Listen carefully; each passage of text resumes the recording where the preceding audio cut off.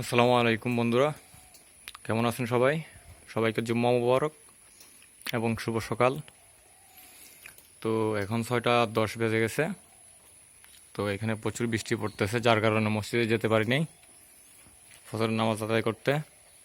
দেখতে পাচ্ছেন কাদার অবস্থা। তো এই কাদার মধ্যে তো আর নামাজে যাওয়া যায় না। তো ভাবলাম যে আপনাদের জন্য একটা ভিডিও করি, আর আপনাদের জন্য একটা সারপ্রাইজও আছে আজকে, ইনশাল্লাহ দেখাবো। তো প্রথমে পাখির ডাকগুলো শুনে নেন এত সকালে।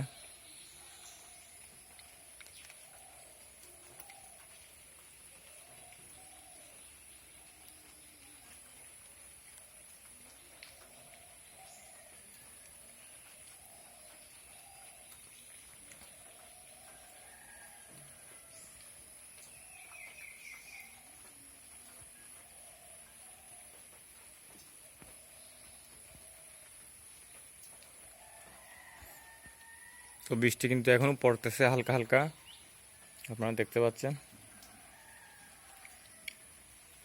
বৃষ্টি কিন্তু এখনো থামে নাই। আর আকাশের অবস্থা দেখেন, একদম ঘোলাটে। তবে মাশাল্লাহ, যাই হোক, আলহামদুলিল্লাহ, এটা রহমতের বৃষ্টি। অনেকেরই ধান এখন চাষ করতেছে। তো প্রায় মাঠ শুকিয়ে গেছে, আর পুকুরও প্রচুর পরিমাণে মাছ ঢুকছে এবার। এটা তো ঢুকছে, প্লাস ওই পাশে যে একটা পুকুর আছে, আপনাদের বড় একটা পুকুর দেখেছিলাম একবার, ওইটা তো মাছ ঢুকছে।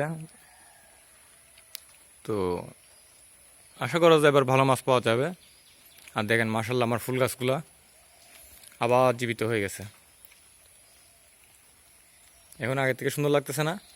জানাবেন কমেন্টে সবাই। যারা যারা আমার ভিডিও দেখেন একটা একটা কমেন্ট করবেন, কারণ কমেন্ট করলে আপনাদের ভালো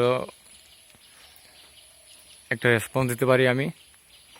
আর একটা বিষয় হচ্ছে, কমেন্ট করলে কি হয়, মানে উৎসাহটা বাড়ে ভিডিও করার জন্য। তো এখন হালকা হালকা বৃষ্টি পড়তেছে, আর 4টার দিকে প্রচুর পরিমাণে বৃষ্টি হয়েছে এখানে। রাস্তায় কাদাও জমে গেছে অবশ্য, আমি আপনাদেরকে দেখাচ্ছি। দেখেন পুরো রাস্তাটা জুড়ে কিন্তু কাদা। আরগুলো অনেক পিচ্ছিল হয়, মাটিগুলা হাঁটাই যায় না বলতে গেলে। তো আমার মোবাইলের ডিসপ্লেও হালকা হালকা পানি পড়ছে, কিছু করার নেই। আর এগুলো ময়লা হয়ে আছে, এগুলো পরিষ্কার করতে হবে আজকে। তো আপনাদের জন্য যেটা সারপ্রাইজের বিষয়, সেটা হচ্ছে দেখেন মাশাল্লাহ,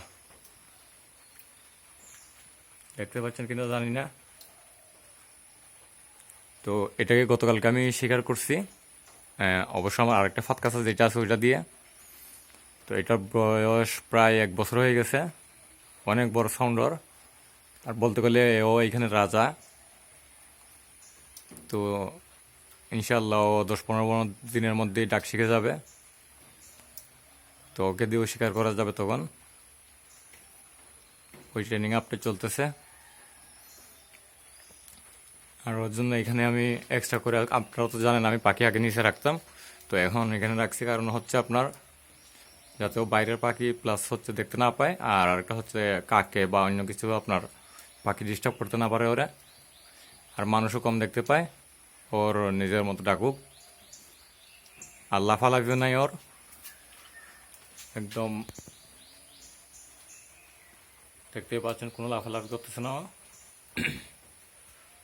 তো আপনারা হয়তো অন্য কেউ বলতে পারেন ভয় করে লাফালাফি করতেছে না, কিন্তু ওর প্রচুর সাহস।